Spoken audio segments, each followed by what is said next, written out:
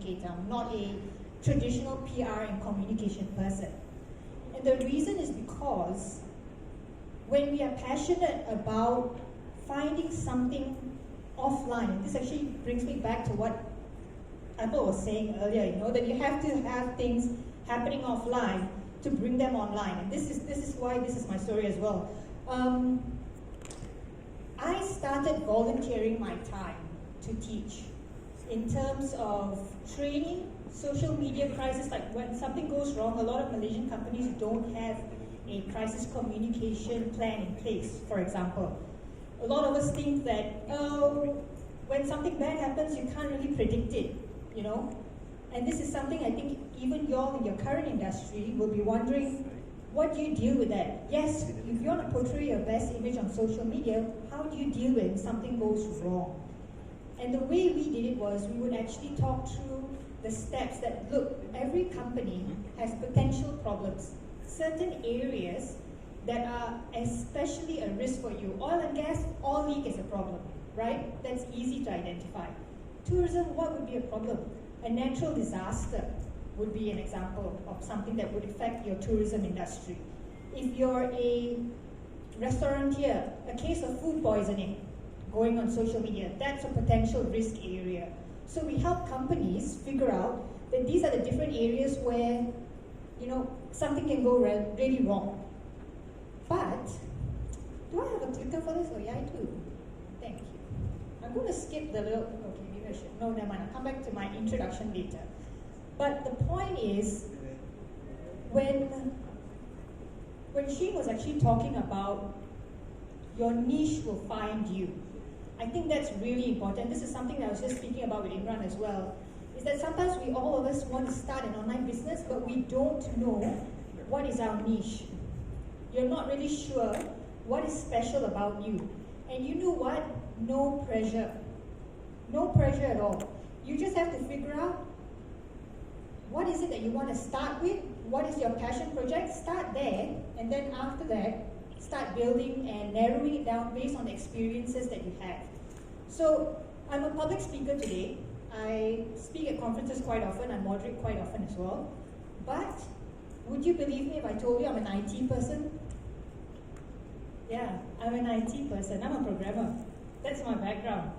I didn't grow up thinking I want to be a public speaker, I want to be a trainer, I'm going to be good at this. No, it's something that found me. And you know what had started?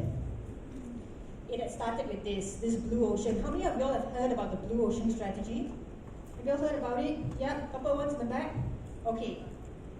To break it down very quickly, Blue Ocean Strategy was a book that was released years and years ago. And when I first read it, I think it was 2009, I was so excited about it. Because the authors were saying how a lot of companies, like, for example, and large airlines, Mars, for example, they were going into the airline industry and competing with other airlines. So that for them, you're competing airline to airline, so the main thing they had to compete on was cost or on benefit. Like, for example, our seats are better, our stewardesses are prettier. There's all sorts of things that airlines were using, right? The Blue Ocean Strategy book said that there are companies who go and compete with a completely different industry. Air Asia, Virgin Airlines, Southwest Airlines, they are budget airlines, right? Air Asia actually doesn't compete with Mars. Those type of industries, they're actually competing with like the bus industry. People who travel from KL to Thailand used to take the bus all the time.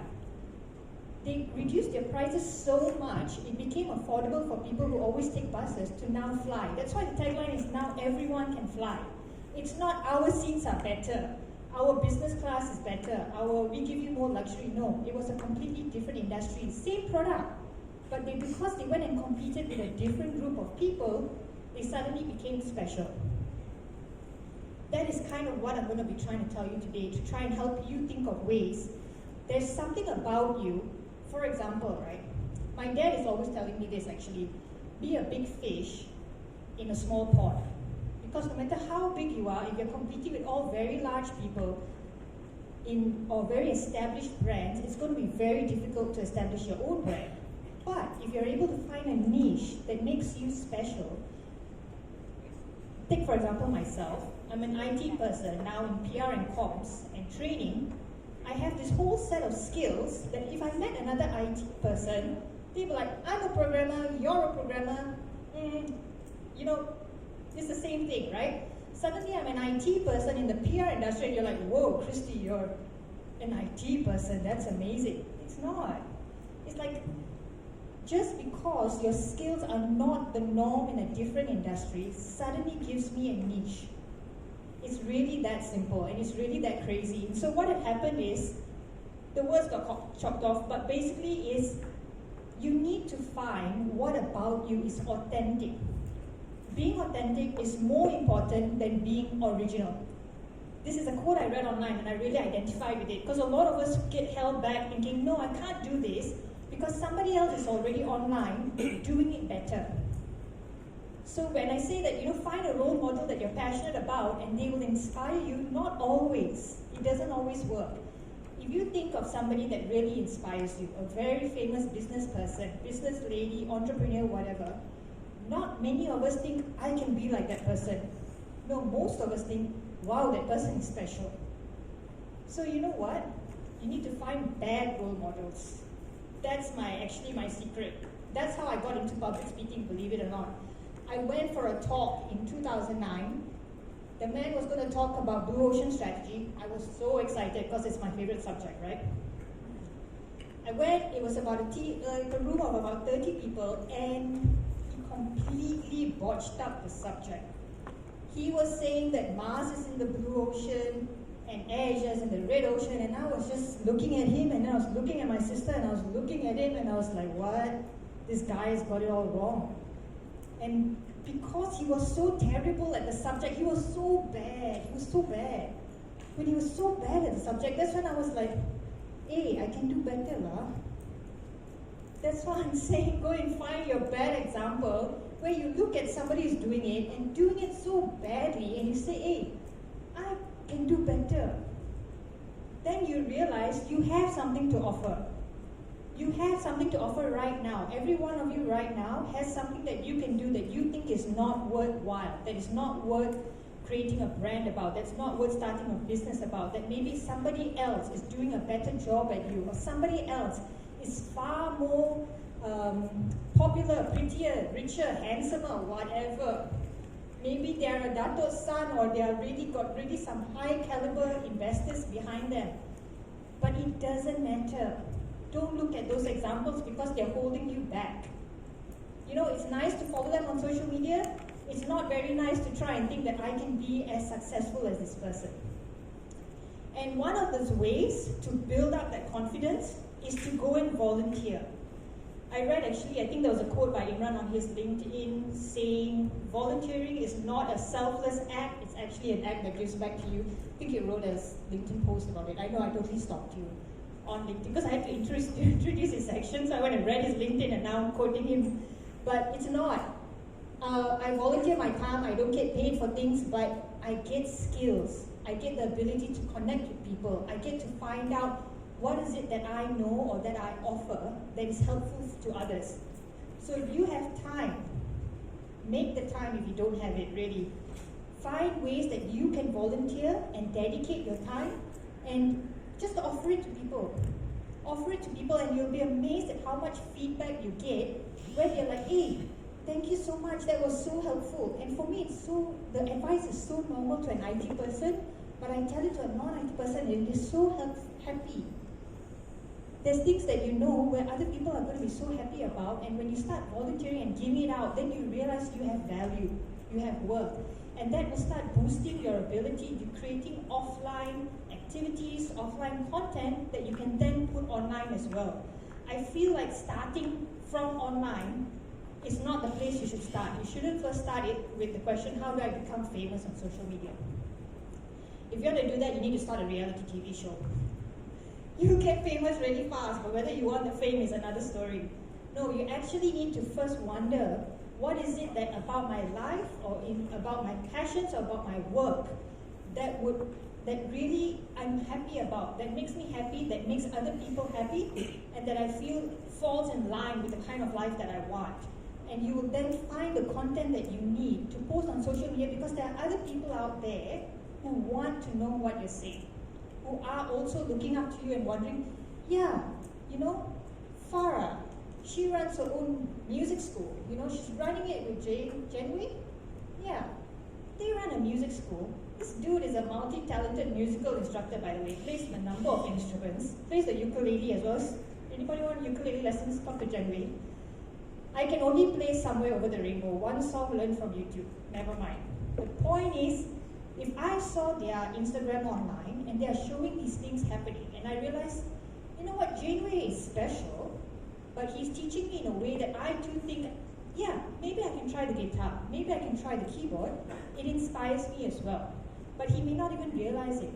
I don't know, maybe you think you're normal, Janwy. Do you think you're normal? Yeah, he thinks, oh, coincidence. He thinks it's just luck, it's just fate. But the point is, you have to embrace your personality and you have to identify your strengths. When you go and volunteer, it forces you to do that. I am currently volunteering for one conference committee, 2 different leadership institutes, one in the US, one in New Zealand, all of this happening next year. So I'm on 3 different committees. And sometimes I ask myself, Kristy, why are you doing this? Because it's voluntary work, I don't get paid, and sometimes the amount of logistical nightmare is just nuts. So, Farah, wherever you are, I think you're amazing. And Stephanie and everybody else that's part of my events, putting this together, Ruben and all, they're great. And you need to find that out. Take that blended approach. Try different industries, volunteering industries you don't even have any work in. Don't go and volunteer for something where it is already what you're good at. I'm an IT person, I'm not going to go and volunteer in another IT association. That's not a good idea. Take the big fish, small pond approach and find an association or a voluntary cause that you are excited about, and it doesn't matter if it's a completely different industry. Go volunteer there. Get that information about who you are. Create that brand. What is it that you want to stand for, you know? And envision your future. You know, I think this is a bit difficult because when you are all younger especially, it's hard to tell where you want to go. You have more short-term goals. You don't really have an idea of, 20 years from now. Anybody has a 20-year plan, hats off to you. Because not everybody does. Some of us just like, okay, if I can just get this next job, that's my dream job. You know, you don't really think, 20 years from now, I want to be running a McDonald's chain or something like that. But envision your near future and start building towards that. Find out the skills that you need and start applying them. So pick a dream job or business and connect with as many people as you can, either on LinkedIn, on Instagram, on all the social media channels. Start connecting with these people and start talking to them. Start watching what they're doing. And I think today we had an earlier panel that talked about this as well. Go and find what others are saying or doing so that you start getting ideas as well. But don't let that hold you back because you think, oh, they're already doing this, I can't do it now as well. You have to be authentic, and when you're authentic and you're talking about something that is important to you, that is about your perspective, that alone makes it different from what they're doing, you know? If you find there's a lot of TV shows that are very based on the personality of the person that is running the TV show. So you can have 3 different cooking shows. They're all cooking shows. They're all teaching you how to make Western food. But you've got Nigella Lawson, you've got Jamie Oliver, and you've got Gordon Ramsay. Aren't they all doing the same thing? They're basically all doing the same thing, but it's their personality that's making things different. So you need to inject your personality into social media. That is why I also agree that stock photos and all that, it's good in a bind, but it's not great long term. You have to create content that is going to talk about you, what you do best, what you enjoy, and put that vision of yourself on social media. Create that image of what you're looking to do, but be real. Because a lot of people are getting so tired of people's social media page being perfect. You know those type of social media pages that are perfect? The one in it's like they're non-stop living their life on the beach, from one New York, Paris, LA, right? It's just one after the other after the other. If that's not your style, don't feel like you have nothing to contribute on Instagram. There's so much now that's changing that people want authentic stories. They want to know who you are, and they actually want you to be relatable. So that's why I would say find groups and associations that are about what you want to do and join them. If you can't find anything that already exists doing what you want to do, create them. So I like advocacy. I love social enterprises. I think that's brilliant. I love magic as well. So when you brought it up, I thought that's amazing. Magic does some really cool work. But don't feel the need to reinvent the wheel. So if you're in tourism and you want to actually create an association or find a group of people who are passionate about what you do and you join together, check if there's already one. Join and try to help. Only if they don't exist, then go ahead and create your own. And step 3, pay it forward. Be generous with your time, your talent, your knowledge. Just pay it forward and share what you have. Don't be afraid. I find a lot of people are afraid to share their ideas because they feel somebody's going to steal it. You know? And there was somebody who recently, they asked me out for a meal and they said they wanted to share a business idea. And after at the end of the meal, I still had no idea what the person wanted to do. Because they wanted to partner with me, but they were not yet ready to tell me what the idea is. You know how many times we come across that scenario? Do not be afraid of sharing your ideas. The point is, the person who actually has the ability to execute it, who has the passion to back it up, is the one who will make it a success. And when you share your ideas, it gives you the opportunity to make it better, to make it to the point where others are going to be able to contribute and tell you how to improve. So, demonstrate your value by being valuable. Sounds like obvious advice, I know. But sometimes it's not something that we always do. A lot of times we'll tell people that, oh, you know, yeah, your marketing plan needs to change. Your marketing is not really good, you know. Some people give this kind of advice, but they don't tell you how it needs to change. So don't fall into that trap. Whatever you're offering your customers, your clients, your followers, be actually valuable. Be specific. Don't be afraid to share information that you say, actually they should pay me for consultation. Then I will tell them that. No. Especially when it comes to the basics. Give it out. Give it for free. Everyone is here telling you how to create better videos, better podcasting. But he is an award-winning filmmaker. People would normally hire him to make their videos. But he's not afraid to share his tips. And later maybe you can share why you're not afraid to share your tips. You know? Why? Because people will be thinking, no, this is my livelihood. Why would I for example, the Malaysian.com is a web development agency, a web design agency as well. But when people ask me, Kristy, how can I create my own website? I'll say, hey, it's as simple as if you want a website now, go to 𝐕𝐋𝐻𝐃.com and create it. I don't get anything from 𝐕𝐋. But they know that when they come to me, there's unbiased advice. I don't give you advice based on, can I make money from this person? That's not what we do. That's not what the Malaysian.com stands for. And that's why we've been around since 1999. Yes, the Malaysian.com has been around since 1999. Crazy, right? But I'll come to that story later. I know I've only got a couple of minutes left. But if you don't think you're good enough and you can't find bad examples, or you found bad examples and you still think you're not good enough, you have to fake it till you make it. Because it actually works. This is crazy because actually you're trying to convince yourself. This fake it till you make it is not about convincing other people, it's about convincing yourself that you are good enough. And then when you truly believe, right, and you let go of all these inhibitions, you will post stuff on social media that is authentic, that shows your flawed, human, normal side, and people will be like, this person is so great. I think that's why we also like CEOs who are able to speak their minds and do it in a way that's very Malaysian. You know, when there's the CEOs where they're very corporate, where the corporate speak comes out, they're very professional, and you don't identify with them. So that's the other thing about social media, you have to be real. We've already covered this, don't reinvent the wheel, collaborate. Find associations that work for you and that work in terms of your passion and actually help them out. I love this quote, by the way, by the famous Zig Ziglar. And you can get everything in life that you want if you will just help enough other people get what they want. This is a little hard sometimes to know how to apply it, but the point is help people. When you're not afraid to share your knowledge, you help others. When you're not afraid to help others become a success, even when you don't feel a success, it will come back. It will come back, but don't do it thinking, okay, if I help them become a success, then I'll become a success. Don't think like that, because that's just toxic. It will come naturally. Yeah, LinkedIn's my favorite, by the way. I know there was the question earlier about how relevant is Twitter in the Malaysian market, etc.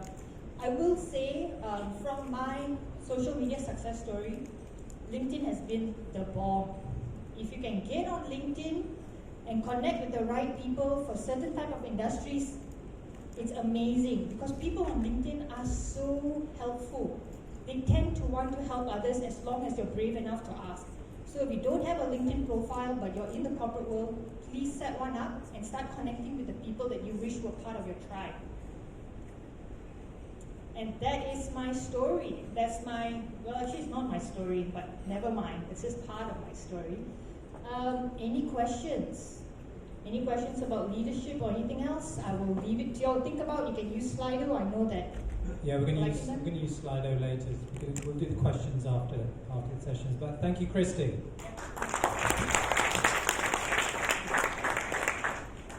Okay. Second up is Apple Alison. You heard from her earlier. She's from soulsearchingsoul.com. Alison. Thank you. Good afternoon. You know, every time I have a talk, I really wanted that the energy of the room is so high.